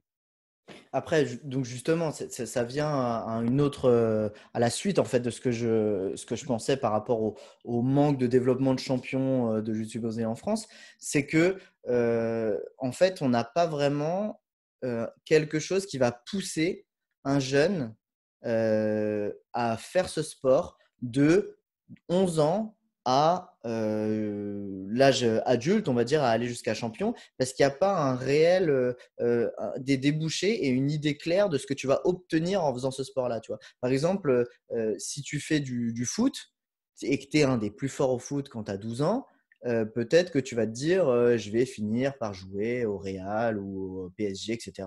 et gagner plein d'argent. Tu vois. Mais là, je suis fort au jiu-jitsu, j'ai 12 ans, bah, c'est cool. Peut-être je gagne le championnat de France, etc. C'est bien, mais ça ne va pas m'apporter grand-chose. Je n'ai pas d'idée claire de ce que ça peut me donner dans la vie puisque ce n'est pas un sport qui va me rendre riche, etc. Donc, contrairement, par contre, donc, aux Brésiliens ou aux Américains qui vont avoir des débouchés pour ouvrir une académie, ce qui est beaucoup plus commun aux États-Unis de vivre, d'avoir une académie. Ou au Brésil, tu habites dans une favela ou tu vois, tu viens d'un endroit ou d'un milieu assez défavorisé, tu peux t'en sortir, tu peux finir par voyager à travers le monde, ouvrir une académie aux États-Unis, etc. Tu vois. Donc ça offre des débouchés quand même qui sont assez importants et qui peuvent pousser un jeune à suivre ce cursus et à le continuer, tu vois. Donc ça, c'est une des raisons, je pense, qui fait qu'on n'arrive pas à avoir beaucoup d'athlètes. Tu vois, tu as pris quelques exemples, hein, Mohamed Bayo, Nicolas Renier, on peut avoir Léon Larmand, Franck Hart, etc. Pas mal de quelques jeunes, en fait, qui ont commencé à cet âge-là, mais il n'y en a pas énormément. Et j'aurais du mal à voir un jeune de 13 ans et lui dire mets un peu de côté tes études, fais attention, va pas trop à l'école, il faudrait plus que tu t'entraînes parce que tu peux devenir champion. Alors que c'est vrai que tu vas avoir au foot des systèmes, je sais pas, de sport-études où tu vas organiser tes études pour pouvoir avoir une priorité aussi vers le sport et développer toutes tes capacités physiques, athlétiques, etc. Tu vois. Et je pense qu'on n'a pas du tout ça aujourd'hui en France, alors que aux États-Unis, tu as clairement des jeunes qui arrêtent d'aller à l'école, qui font l'école à la maison, hein, ils n'arrêtent pas complètement les études, mais ils arrêtent d'aller à l'école pour pouvoir s'organiser autour des entraînements. Et je pense que chez les Mendes, je prends ça en exemple parce qu'ils ont beaucoup de jeunes Et tu peux avoir des jeunes, je pense, de moins de 10 ans qui s'entraînent 4-5 fois par semaine. Tu vois, donc je pense que forcément, ça crée une différence par rapport à nous, nos jeunes qui auraient pu commencer à cet âge, même s'ils ne feraient pas que ça. Tu vois, tu dis qu'il ne faut pas forcément tomber dans l'hyper spécialisation, mais c'est quand même, justement, je voulais te demander pour toi, c'était quel âge le plus tard, un peu globalement dans les sports de haut niveau, où tu pouvais commencer un sport, pas faire que ça, mais commencer ce sport-là. Pour toi, c'est quoi Tu as des exemples très tardifs. Tu as un Cyril Diabaté qui a commencé la boxe thaï très tard. Tu as un Cyril Gane chez nous. Le mec, il était basketteur. Il a fait de la boxe thaï. C'est incroyable l'histoire. Il a fait de la boxe thaï l'été pour garder un petit peu de condition physique. Là-dessus, le mec, il lui dit bah, tiens, je te propose un combat. Il gagne son combat. Deuxième combat, il gagne son combat. Troisième combat, il gagne son combat. Le mec, il affronte Brice Guidon, qui était le sparring partner de Jérôme Le Banner. Il le bat. Il affronte Youssef Bouganem, qui est invaincu en poids lourd en Europe. Et il le bat aussi. Et de là, il vient à la salle. Moi, je me souviens encore quand Cyril il est venu. Voilà quoi, il se présente sans se présenter. Moi, je ne sais même pas qui c'est. Je vois juste un mec qui est costaud, qui est athlétique, qui est drôle, qui nous ramène cette énergie du basket. Un an après, il fait son premier combat et il montre une maturité dans la cage, une façon d'être serein, une maturité, un niveau technique, des déplacements. Il fait un truc incroyable. L'année d'après, 2 ans après avoir commencé le MMA, il rentre à l'UFC. Et il est sur 3 combats, 3 victoires. Enfin, c'est incroyable, quoi. Donc, dans les sports professionnels, on peut performer tardivement à partir du moment où tu as fait des sports avant. À partir du moment où tu as fait des sports avant. Michael Lebou, il n'a pas commencé tôt. Maintenant, on a des gens, et c'est marrant, parce que c'est un peu l'exemple aussi que je voulais te donner. On a aussi des mecs qui, parce qu'il n'y a pas d'incentive financière dans le JJB, passent dans le MMA. On a des mecs comme Taylor, comme Damien, qui étaient de très bons jiu-jitsuka, qui ont progressivement glissé vers le MMA. Peter Ligier qui a glissé vers le MMA parce que, tout simplement parce que, voilà, en termes de notoriété, déjà, ce n'est pas la même chose. En termes de finances, ce n'est pas la même chose, surtout si tu rentres dans les grosses organisations. Et donc, il y a un moment où il y a une autre discipline qui va peut-être plus t'attirer parce qu'il y a une rémunération, parce qu'il y a les spotlights, etc. etc.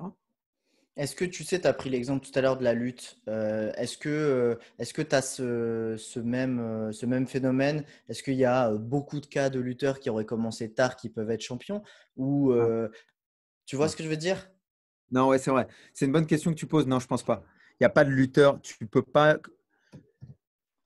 Je vois mal un lutteur commencer à 18 ans, 18, 19 ans et arriver à rivaliser avec les meilleurs. Non, par contre, et c'est là où je voulais revenir, par contre, ce qu'on a aux États-Unis, c'est des mecs qui passent par la filière haut niveau de lutte. Donc pendant des années, ils luttent. Ensuite, ils voient que ce n'est pas les meilleurs lutteurs des États-Unis et ils vont soit vers le MMA, soit vers le JJB. Et donc, on a des DJ Jackson en JJB qui venaient de la lutte à la base, des Nicky Rod qui se placent à la DCC alors qu'ils viennent de la lutte à la base. Donc, on a des mecs qui ont bénéficié du système de haut niveau de la lutte et qui ensuite se dirigent vers d'autres sports. Ça, oui. Maintenant, je suis d'accord avec toi que sur les capacités sensorielles, la lutte, de ce que j'ai lu et de ce que j'ai pu discuter avec Yuri et puis différents lutteurs, l'âge de la spécialisation, c'était autour de 11-12 ans. Yuri me racontait comment ça se passe. Moldavie, c'est un gros pays de la lutte. Comment ça se passe là-bas? Ils font des tournois dans les villages. Tu as des tournois de lutte. Celui qui gagne le tournoi, il gagne un mouton. C'est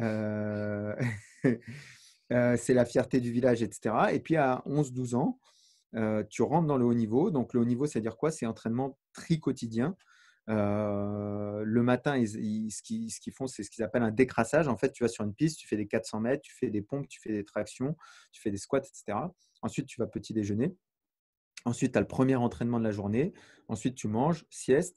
Puis ensuite, tu as un petit peu d'études. Puis ensuite, tu as le deuxième entraînement. Ce qu'ils appellent le deuxième, mais en fait, c'est le troisième si tu réfléchis bien, parce que tu as eu le décrassage le matin, troisième entraînement de la journée. Ça, c'est ça tous les jours à partir de 12 ans. Donc, non, en lutte, la technique, je pense que le développement de la sensation fait que tu as besoin d'arriver de manière relativement précoce. Mais Thomas Loubersan, il me semble que c'est quelqu'un qui a commencé assez tard le grappling et le JJB. Je crois que c'est quelqu'un qui a commencé à 23, 24, 25 ans, la discipline. Et là, qui fait numéro 1 mondial à 40 ans. Ouais, mais tu vois, je pense que ça, c'est des choses qui arrivent dans un sport assez jeune. Ouais, Et la lutte, c'est c'est vrai. beaucoup plus développé depuis beaucoup plus d'années. Donc, au fur et à mesure que le sport il avance, est-ce que des gens comme Cobrinha qui vont commencer tard, est-ce qu'il va y en avoir encore ou enfin, après, ça restait une exception, donc il y aura peut-être toujours des exceptions, mais il y en aura de moins en moins, tu vois. C'est pareil pour ceux de ma génération dans le jiu-jitsu. Euh, je pense que je faisais partie de la dernière génération des gars qui pouvaient s'entraîner de manière loisir, entre guillemets, et puis un jour se retrouver à combattre contre Caio Terra ou contre André Galvao, voilà, comme ont pu le faire bien d'autres Français, même 2 générations avant moi. Mais je pense que au fur et à mesure, ça va de moins en moins exister, tu vois, le fait de moi, tu vois, je me suis jamais entraîné professionnellement avant d'enseigner le jiu-jitsu. J'ai toujours eu mon boulot, je m'entraînais 4 fois par semaine, je faisais pas de préparation physique. Enfin voilà, c'était vraiment juste du loisir du jiu-jitsu, tu vois. Et puis c'est plutôt parce que notre sport il est jeune que des gars comme moi peuvent se retrouver à faire le mondial, à faire, tu vois, les championnats d'Europe, pourquoi pas même faire des podiums, etc. Tu vois, ça se retrouve pas. Si j'avais fait du judo, parce que j'ai commencé le jiu-jitsu à 20 ans, tu vois, si j'avais commencé le judo à 20 ans, j'aurais peut-être même pas gagné une compétition régionale, tu vois ce que je veux dire. Enfin, tellement le sport il est développé et il y a tellement de talents qui ont été développés au fur et à mesure des années, etc., que c'est pas forcément possible. Et je pense que le jiu-jitsu va suivre ce chemin-là, tu vois. Donc, en fait, des exceptions françaises sans avoir fait vraiment un vrai cursus d'apprentissage, de préparation, etc., je pense qu'il y en aura de moins en moins, si tu veux. Je suis d'accord avec toi. Je suis d'accord avec toi, à l'exception. Je suis d'accord avec toi, mais il faut quand même qu'on regarde, est-ce qu'on regarde les causes ou est-ce qu'on regarde les conséquences? Ce que je veux dire par là, c'est que, encore une fois, une des raisons pour lesquelles en judo, tu n'aurais pas performé à 20 ans quand tu as commencé, c'est que tu n'as pas de raison de le faire. C'est-à-dire que tu es hors du circuit fédéral. C'est-à-dire que le circuit fédéral, pour y rentrer, il faut être, comme tu disais tout à l'heure, il faut être dans un pôle judo à 13 ans ou 14 ans, puis avoir suivi le circuit, etc. Mais ça se trouve, si à 20 ans, tu avais commencé le judo et tu avais mis toute l'énergie que tu as mis dans le judo depuis toutes ces années, je ne dis pas que tu serais arrivé sur des podiums mondiaux, etc. Mais peut-être qu'aujourd'hui, je ne sais pas quel âge tu as, Vincent, 30 ans, c'est ça, je suppose? Je vais avoir 32 ans bientôt. 32 ans, tu vois, tu fais encore plus jeune que ton âge. Et peut-être qu'à 32 ans, après 12 ans de judo très sérieux avec des gens qui sont bons, etc., bah, peut-être que tu serais arrivé à un bon niveau, au niveau du championnat de France, etc. Et pourquoi moi je me permets de dire ça? Je me permets de dire ça parce que ce que je vois dans le MMA, c'est des gens qui n'ont pas pratiqué des disciplines du tout jusqu'à très tard, qui se mettent dans le MMA et du coup qui pratiquent la boxe, la lutte, etc. Et puis, au bout de quelques années à pratiquer intensément, attention à nous, même, rien que le cours de MMA amateur, c'est 5-6 entraînements dans la semaine. Donc, après plusieurs années à pratiquer intensément des disciplines, bah, oui, est-ce qu'ils peuvent s'exprimer au niveau national dans ces disciplines? Oui. Maintenant, on est d'accord, malgré tout, les disciplines de sport de combat, mis à part peut-être le judo, mis à part peut-être la lutte, c'est des disciplines dans lesquelles le nombre de pratiquants n'est pas égal au nombre de pratiquants que tu vas retrouver en football ou en basket, etc. On a un nombre de pratiquants qui est moins important, ce qui nous C'est permet de ça. briller Puis plus le facilement. MMA, c'est quand même assez jeune, tu vois. C'est comme le JV, c'est pas très développé. Il n'y a pas beaucoup de gens qui commencent gamins, tu vois. Donc, il n'y a pas une filière qui est déjà développée. Euh, Maintenant, du coup, ça amène, je pense que ça va vraiment avec la question que je voulais te poser. Euh, donc, tu m'as dit l'âge de spécialisation, par exemple, c'était à peu près 12 ans. Mm. Donc, par exemple, tu commences ton sport à 12 ans. Bah, évidemment, comme tu le disais, hein, l'idéal, c'est d'avoir fait d'autres sports avant, avoir développé tes capacités, etc. Tu commences à 12 ans. Quelle place a la préparation physique dans l'entraînement d'un jeune? Alors, elle a une place, mais elle a une place de développement, de mouvement. Je vais t'apprendre à squatter. Je vais t'apprendre à faire des tractions. Je vais t'apprendre à faire des pompes. Je vais t'apprendre à faire un beau mouvement bien placé. Je vais t'apprendre à préserver tes articulations, tes tendons. Je vais renforcer. Je vais prendre le temps de faire beaucoup de répétitions pour renforcer. En fait, ce qui se passe, on appelle ça les structures retardataires. C'est-à-dire que le tendon, il s'adapte, le ligament, il s'adapte, l'os, il s'adapte, mais c'est juste qu'ils prennent plus de temps à s'adapter que le muscle. Et donc, il faut les travailler beaucoup, longtemps, à beaucoup de répétitions pendant longtemps pour qu'ils se renforcent. Donc, on va travailler sur toutes ces choses-là avec une grande variété de mouvements, avec peut-être en passant par la gym, par exemple, peut-être pas que la gym, peut-être même d'autres sports. Et puis, on va renforcer toutes ces choses-là. Mais maintenant, contrairement à des idées qu'on a eues il y a longtemps, moi, j'ai des jeunes au crêpes. Je prends souvent l'exemple de jeunes volleyeuses que j'ai. J'ai une jeune volleyeuse qui s'appelle Louane, qui a 15 ans, qui a commencé à 13 ans la préparation physique avec moi. Aujourd'hui, c'est une fille donc elle fait 62 kilos de poids de corps. Elle épaule 70 kilos. Elle épaule une barre de 70 kilos. C'est-à-dire qu'il y a plein de mecs, même en jiu-jitsu brésilien, qui font ce poids-là, qui ne sont pas capables d'épauler une barre de 70 kilos. Donc, on peut développer la force, mais il faut le faire intelligemment. Il ne faut pas aller trop loin de la force maximale. Faut plutôt miser sur la répétition. Le plus important, en fait, à cet âge-là, tu dois créer des habitudes. C'est le plus important, de créer des habitudes. Tu dois développer la vitesse parce que c'est l'âge d'or de la vitesse. Tu dois développer le mouvement parce que c'est l'âge d'or du mouvement. Et puis, dans tout ça, tu peux rajouter un peu de développement de la force. Donc, par exemple, tu as un jeune de 12 ou 13 ans qui peut s'entraîner 5 fois dans la semaine. D'accord? Ok. Mais ça compte aussi les entraînements de son sport. Tu vois, c'est en tout, Ouais. ce jeune-là, il peut s'entraîner 5 fois dans la semaine. Est-ce que il faudrait qu'il s'entraîne 2 fois en préparation physique, 3 fois en jiu-jitsu ou comment tu vois ça? Non, il fait 5 fois du JJB. Et dans les séances de JJB, on commence à lui incorporer un petit peu de préparation physique. Donc peut-être que dans les séances de JJB, on commence avec un petit peu d'endurance fondamentale. Peut-être que ensuite on enchaîne avec du travail de pliométrie basse pour commencer à s'habituer au saut et préparer les tendons, les ligaments, etc. sur ce type d'effort. Peut-être qu'en fin de séance ou en début de séance, on fait le cours classique qu'on faisait un petit peu, hein, qui était fait par les profs de PS et qu'on faisait un petit peu nous aussi quand on a commencé. Sauf que le cours classique, ce que je pourrais reprocher à ce cours-là, c'est que dans ce cours-là classique, il n'y avait pas d'attention qui était portée à la qualité technique du mouvement qu'on effectuait. Et pompe, on fait des pompes, mais sans regarder la qualité technique d'une pompe. C'est quoi vraiment une pompe? Quelle est l'amplitude d'une pompe? Quelles sont les habitudes qu'on prend quand on fait une pompe? Voilà, la qualité technique super importante. Moi, si je reviens sur mes athlètes du Krebs, parce que c'est des jeunes, j'ai des jeunes, c'est pour ça que je me permets de les prendre en exemple. Eux, ils font 4 à 5 séances de leur sport dans la semaine et ils ont 2 séances de préparation physique qui durent entre 1 heure et 1 heure et demie. Ok, mais donc tu n'enlèverais pas de temps dédié à la pratique spécifique pour faire de la préparation physique. Non, j'essaierai de l'inclure dedans. Et en plus, c'est facile avec leur niveau. Tu peux faire plein de choses super intéressantes. Dans un gymnase classique, tu auras tout le matériel qu'il te faut. Tu n'as pas besoin de salle de musculation. Donc, les emmener dans une salle, alors que c'est même pas la plupart des enfants, tu peux même pas les emmener dans une salle. Ou alors acheter le mat. Tu vois, tout ça, ça devient rapidement compliqué. Tu peux facilement, avec les outils que tu as sur place, peut-être quelques kettlebells, peut-être quelques manches, peut-être une barre de traction, une corde. Tu peux développer plein de choses avec des outils simples. Ok, ça marche. Le travail à deux, le travail de renforcement musculaire à deux, comme le font les lutteurs. Tu l'as déjà vu, tout ce type de travail. Je te prends, je te soulève, je te mets de l'autre côté, je te soulève, on va en avant, on va en arrière, tu me passes dessus, comme ils font au judo aussi. Et puis après, progressivement, là, tu me parles de 12-13 ans, progressivement, vers 14-15 ans, l'idée, c'est avec le pic hormonal, donc qui vient plus tôt chez les filles, plus tard chez les garçons.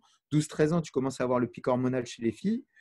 14-15 ans, tu vas être sur le pic hormonal pour les garçons. Tu vas pouvoir charger un peu plus en faisant toujours attention. Tu as une fragilité des systèmes ostéotendineux qui est proportionnelle à la vitesse de croissance.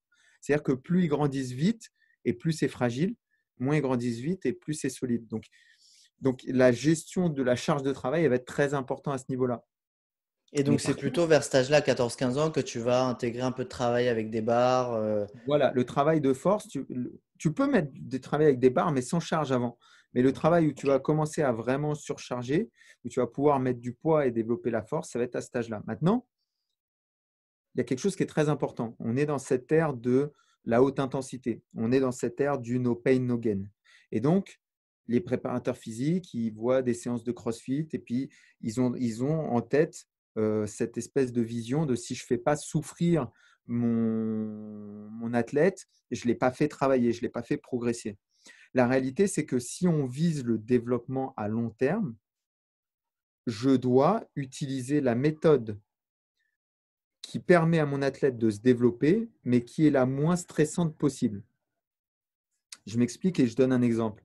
J'ai mal à la tête, je vais voir le médecin, il me donne des Doliprane, il me dit, tu prends un demi-sachet. Si jamais ça ne passe pas, là, tu peux prendre un sachet, tu peux prendre même jusqu'à 2 sachets.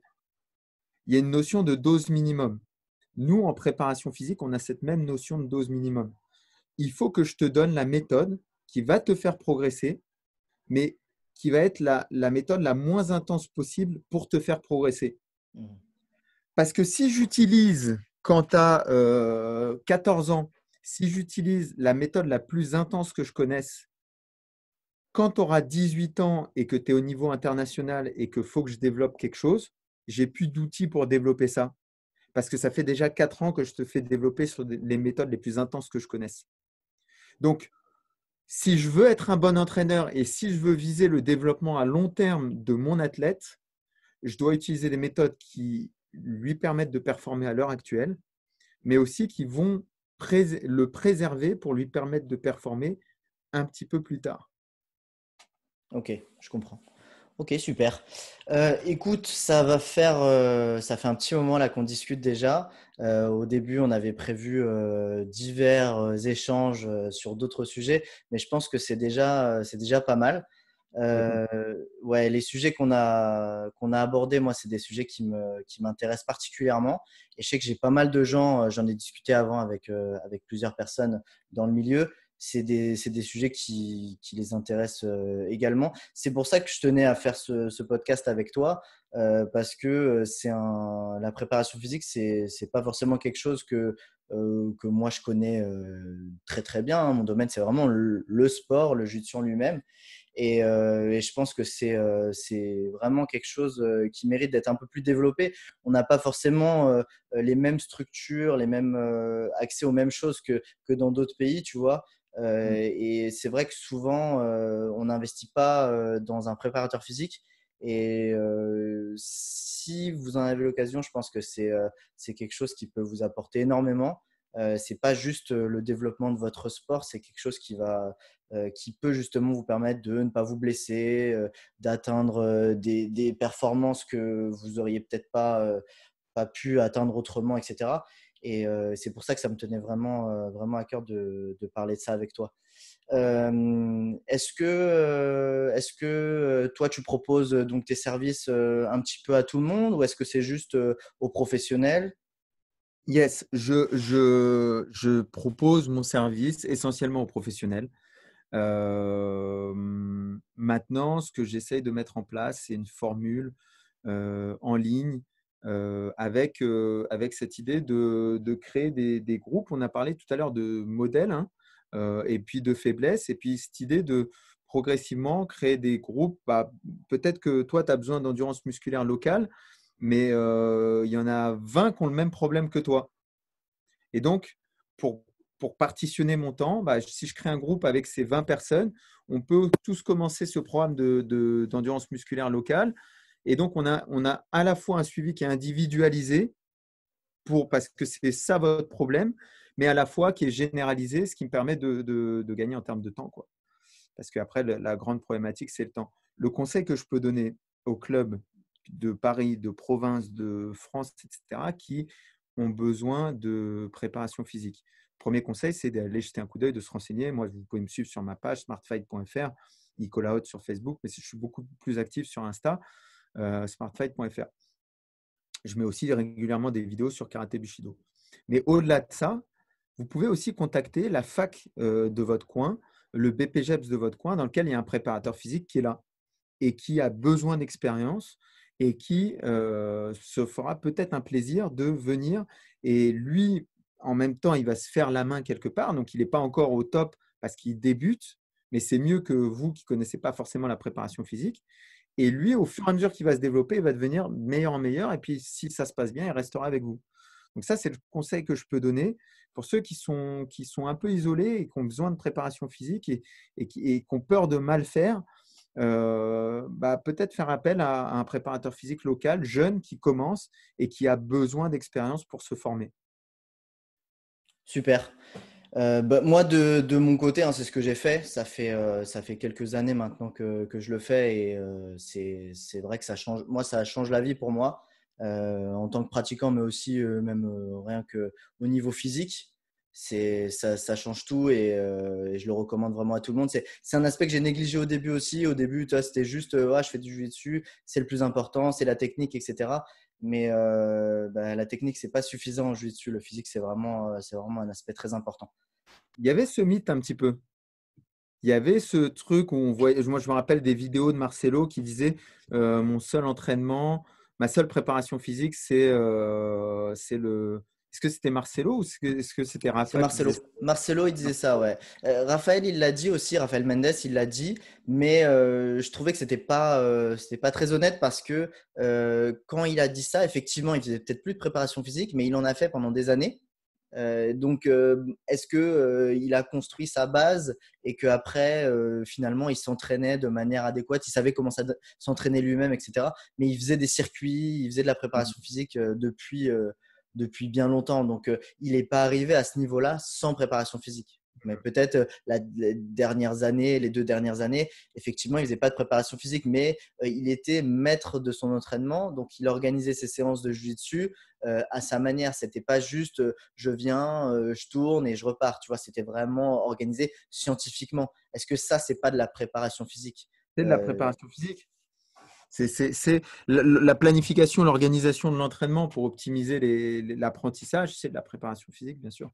Voilà, c'est pour ça que je trouvais que ce n'était pas forcément adapté comme conseil de dire vous n'avez pas besoin de faire de préparation physique, vous avez juste à vous entraîner. Ce n'est pas vraiment le vrai quotidien de n'importe quel pratiquant de jiu-jitsu, ce que Raphaël Mendes il peut implémenter dans son académie où il peut faire tout ce qu'il veut, il a les sparring qu'il veut, il organise les horaires, etc. Ce qui n'est pas le cas de Monsieur Tout-le-Monde. C'est sûr. Voilà, donc j'espère que cet épisode vous a plu. C'était donc notre premier randori.